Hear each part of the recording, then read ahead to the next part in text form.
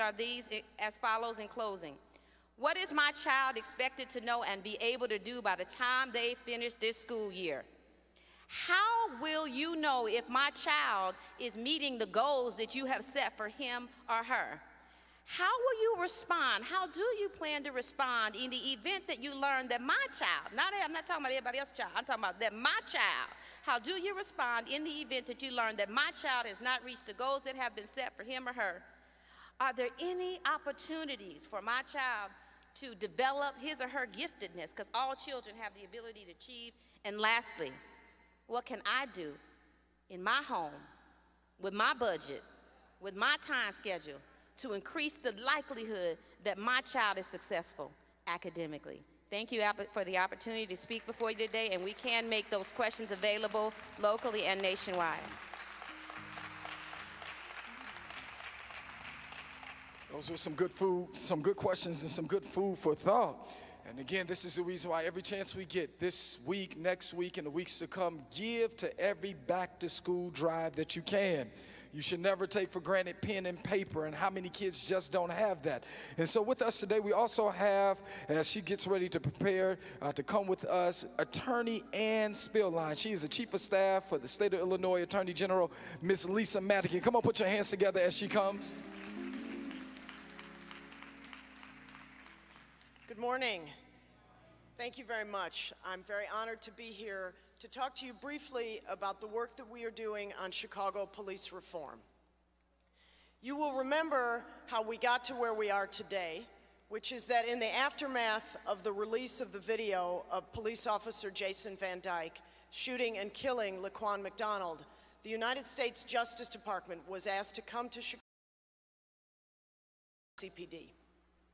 The Justice Department conducted that investigation and found that the Chicago Police Department was engaged in the practice of unconstitutional policing, including the use of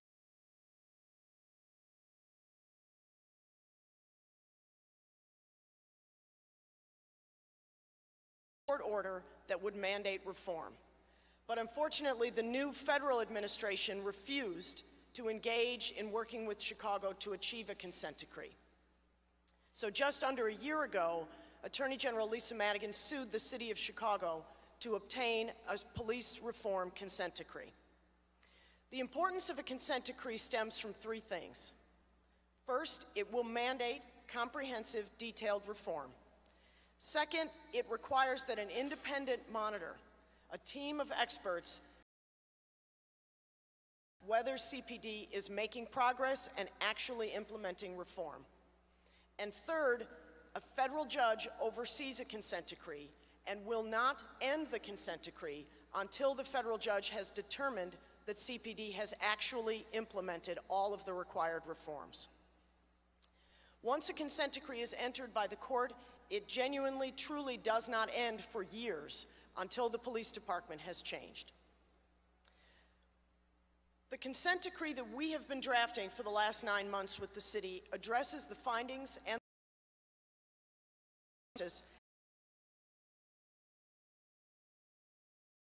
the views of the community. We held 14 community roundtables around the city, in particular in neighborhoods that have been devastated by police conduct for decades. We heard from over 1,000 people. We documented over 6,000 comments that were given to the lawyers negotiating the decree. We heard from people their anger and their frustration.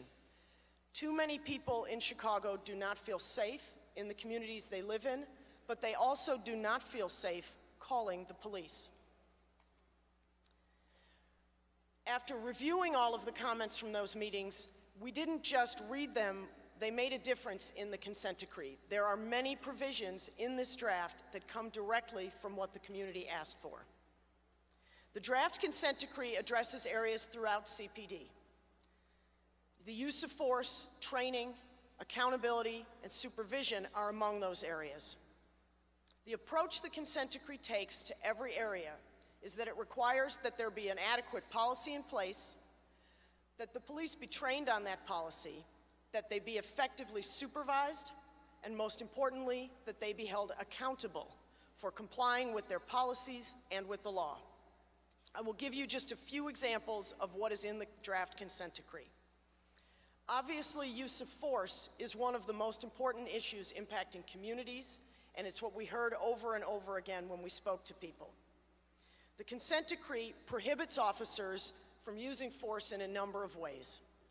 First and foremost, it requires that officers be trained every year on how to actually de-escalate conflicts.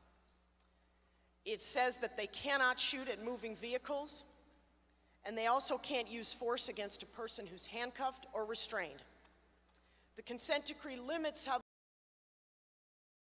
saying that they can't use a taser on someone simply because they're fleeing, and they can't use a taser on a nonviolent, unarmed individual who is only suspected of a minor crime.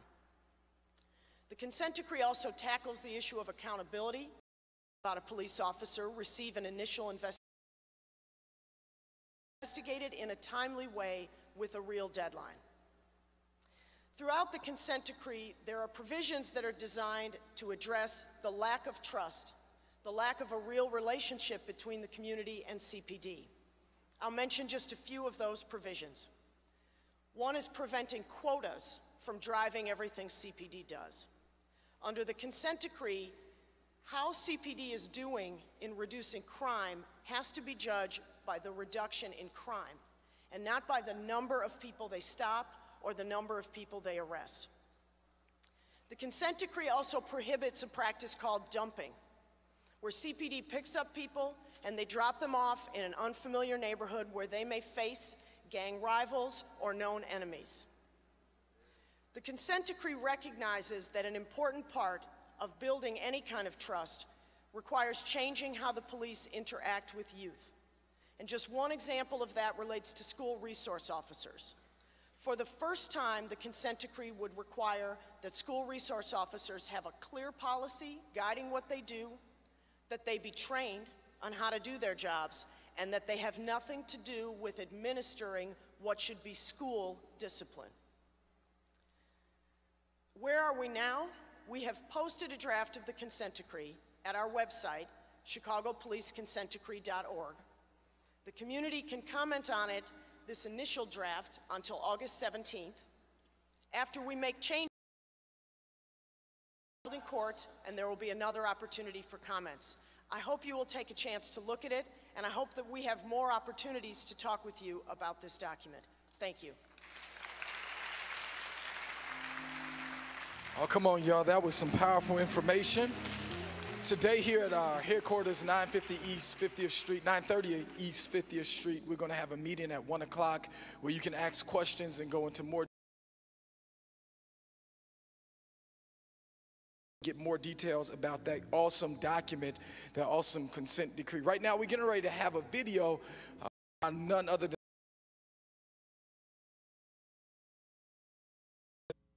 Reverend Jackson, you're not able to be with us physically today in Chicago. Where are you?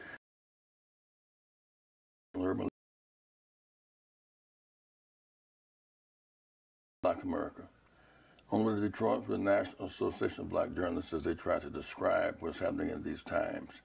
Saturday morning meeting has a very special place in my heart because we've met here for 50 years, organizing, planning, and marching. And today, Don, there are marches all around the nation.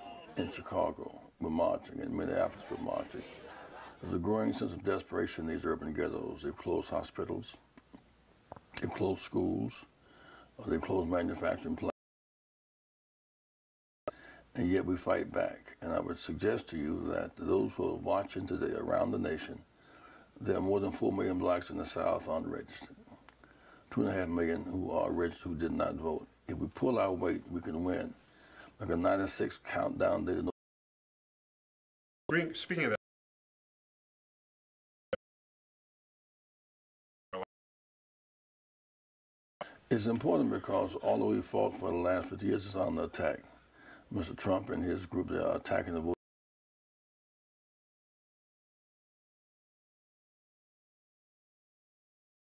So they're trying to decapitate our growth. And in spite of what they're doing, the African-American woman running for governor in Georgia, the pick They don't have summers off. They have summer school, working in school, because those who are behind must run faster to catch up and be more determined to catch up. When we run faster and get up earlier, we win because we can run. So you're on the road now, and you just got off the road from a very long trip Exciting to South trip. Korea. Tell me about that a little bit. In the 53 war in Korea, and matter of fact, while we were there, it was Armistice Day. They returned the bones of soldiers, many of which were black soldiers, from North Korea, been there since 1953. We went to Korea 12 years before we had public accommodation at home. Before we had the right, as a matter of fact, Medgar Evers left Korea and came back home and got killed at home, trying to require the army to go to school.